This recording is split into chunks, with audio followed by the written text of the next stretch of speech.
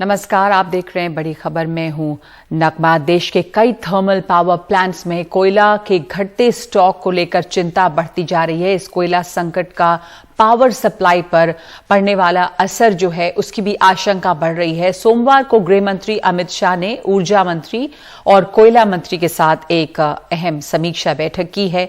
कोयले की सप्लाई को बढ़ाने के विकल्पों पर चर्चा की गई है। कई इलाकों से कुछ बिजली कंपनियों द्वारा मुनाफाखोरी की शिकायतें भी आ रही हैं।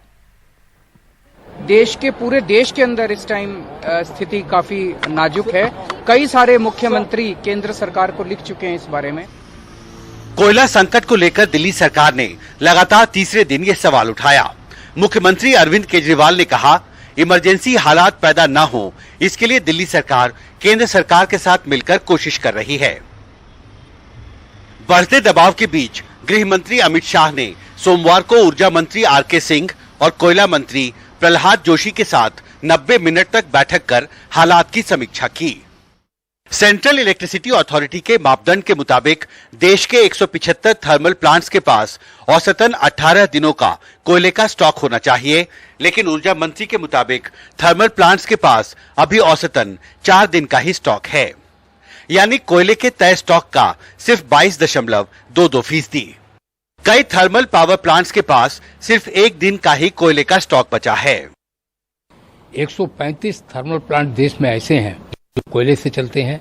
इनमें से आधे से अधिक में कोयला लगभग समाप्त हो गया है। जो आधे बचे हैं उसमें 2 दिन से 2.5 दिन तक का कोयला बचा है।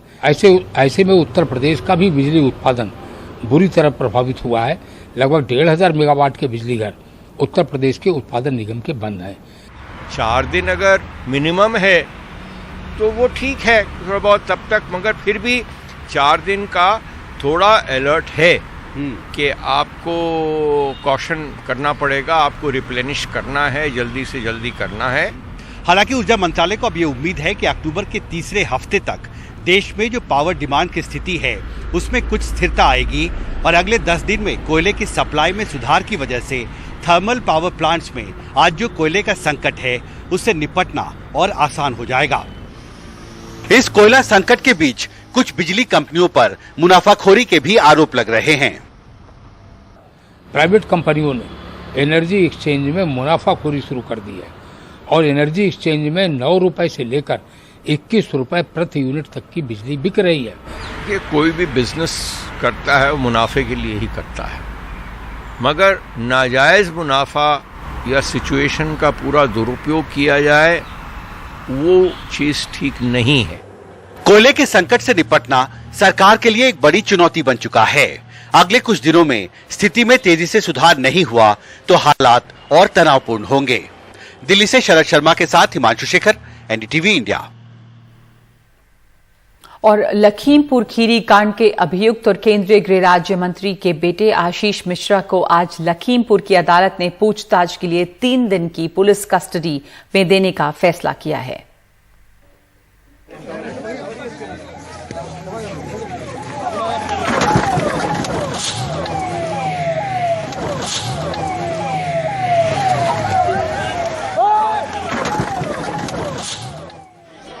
देश के गृह राज्य मंत्री अजय मिश्रा के बेटे आशीष मिश्रा इस कांड के आरोपी हैं और उन्हें शनिवार को आधी रात के बाद जेल भेजा गया था। आज उनकी रिमांड के लिए लखीमपुर की दीवानी और सेशन कोर्ट में लंबी बहस चली। अदालत ने 3 दिन की पुलिस रिमांड मंजूर कर ली। 15 यानी 3 दिन का पुलिस कस्टडी रिमांड स्वीकृत किया गया है और शर्तों के साथ। क्या शर्तें हैं सर? क्या शर्तें हैं? शर्तें हैं कि उनको मेडिकल कराया जाएगा, प्रताड़ित नहीं किया जाएगा और अधिवक्ता उनके दूर खड़े होकर बात कर सकते। शनिवार को लखीमपुर में पुलिस अफसरों की एक टीम ने आशीष से 12 घंटे तक पूछताछ की थी। पुलिस उनसे जानना चाहती थी कि घटना के वक्त वो कहाँ थे, अगर मौके पे नहीं थे तो क्या कोई सबूत है उनके कहीं और होने के, किसानों को कुचलने वाली थार कौन चला रहा था, शांति से जा रहे किसानों को क्यों कुचला गया, वगैरह वगैरह। पुलिस उनके जवाब से संतुष्ट नहीं हुई। हम लोगों ने पाया कि वो नॉन कोऑपरेशन कर रहे हैं, सहयोग नहीं कर रहे हैं, विवेचना में कई सारी बातें नहीं बताना चाह रहे हैं। तो नॉन कोऑपरेशन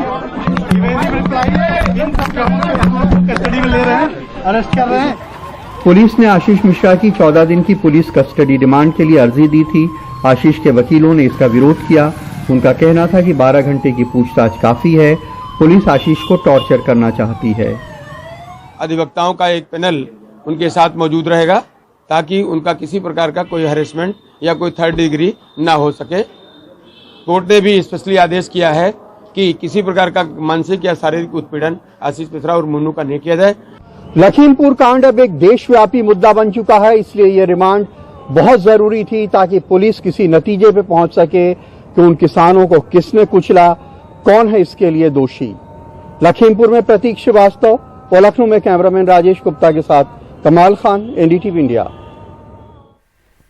लखीमपुर खीरी हिंसा को लेकर कांग्रेस ने आज देशव्यापी मौन प्रदर्शन किया। कांग्रेस महासचिव प्रियंका गांधी लखनऊ में मौन धरने पर बैठी।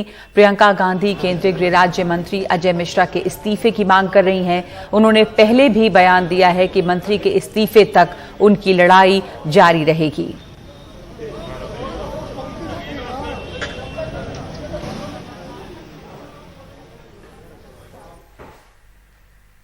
और लखीमपुर खीरी में जो हिंसा हुई किसानों के खिलाफ, उसके विरोध में आज महाराष्ट्र में महाविकास अघाड़ी ने बंद का ऐलान किया था। सत्ता में शामिल शिवसेना, एनसीपी और कांग्रेस ने इस बंद को समर्थन दिया। दुकानें बंद रहीं, सड़कों पर लोग कम दिखे, लेकिन उन लोगों को परेशानी जरूर हुई जो आम लोग के कामकाज थे। एनसीपी और कांग्रेस के नेताओं ने अलग अलग जगहों पर लखीमपुर खीरी हिंसा के विरोध में प्रदर्शन भी किया। बेस्ट की 8 बसों में तोड़फोड़ भी हुई है, जिसके बाद सड़कों से बेस्ट की बस कुछ समय तक गायब रही। शिवसेना के कार्यकर्ता डरा धमकाकर ऑटो बंद कराते भी नजर आए। ईस्टर्न एक्सप्रेस वे पर भी प्रदर्शन करते दिखाई दिए। बाद में बेस्ट की बसों को लोहे का ग्रिल लगाकर चलाया गया, लेकिन लोगों को परेशानी का सामना जरूर करना पड़ा। अभिनेत्री और शिवसेना नेता उर्मिला मातोंडकर ने हमसे बातचीत में बताया कि जिस तरह बड़ी हस्तियों को नस्ल भेद के खिलाफ ब्लैक लाइव्स मैटर आंदोलन में शामिल हो रहे थे, उसी तर्ज पर किसानों के मुद्दे में भी साथ खड़े होने की जरूरत है। उर्मिला ने फार्मर्स लाइव्स मैटर का नारा भी दिया।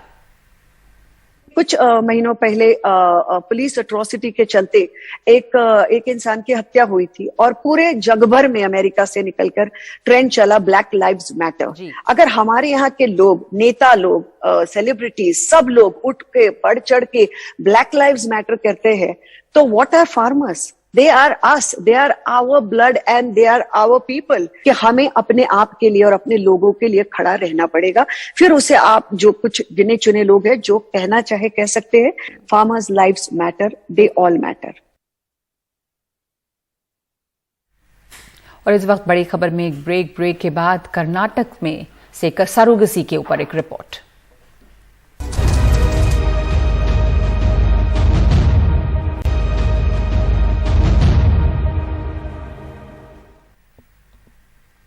कर्नाटक के स्वास्थ्य मंत्री के एक बयान पर विवाद खड़ा हो गया है, क्योंकि स्वास्थ्य मंत्री डॉक्टर के सुधाकर का मानना है कि आधुनिक महिलाएं शादी नहीं करना चाहती और अगर कर लें तो सरोगेसी को पसंद करती हैं, यानी किराए के कोख से वो मां बनना चाहती हैं।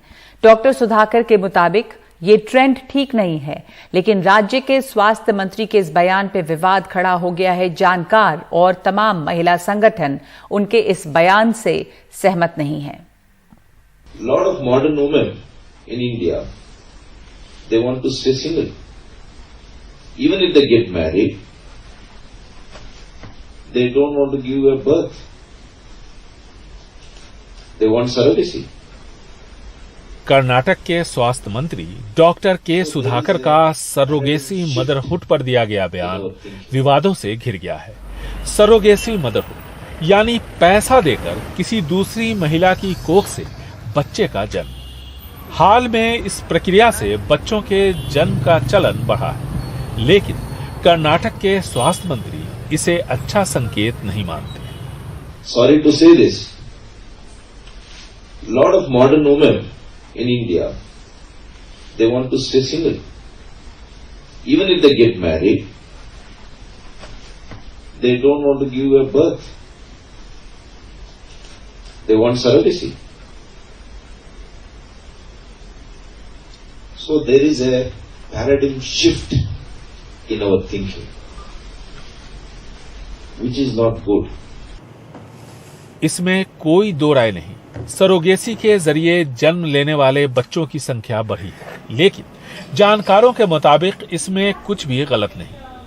उनका मानना है कि वैज्ञानिक तकनीक बेहतर हुई है। जो महिलाएं पहले किसी शारीरिक दिक्कत की वजह से मां नहीं बन पाती थी, वो ये तरीका अपना रही हैं। इसे लेकर झिझक खत्म हुई है।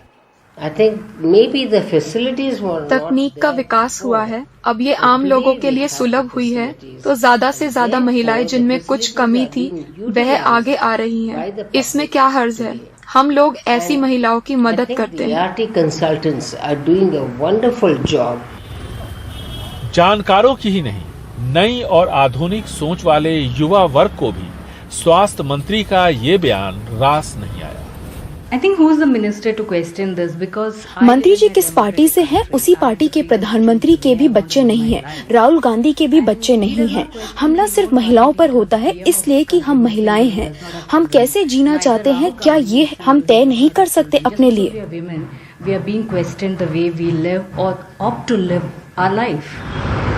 महानगरों की तेज रफ्तार जिंदगी में बहुत कुछ पीछे छूट जाता है। इन सब के बीच सरोगेसी मदरहुड को लेकर कर्नाटक के स्वास्थ्य मंत्री डॉक्टर सुधाकर के बयान पर नए सिरे से वाद विवाद शुरू हो गया है।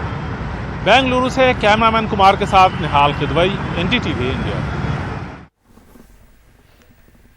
बड़ी खबर में इस वक्त इतना ही।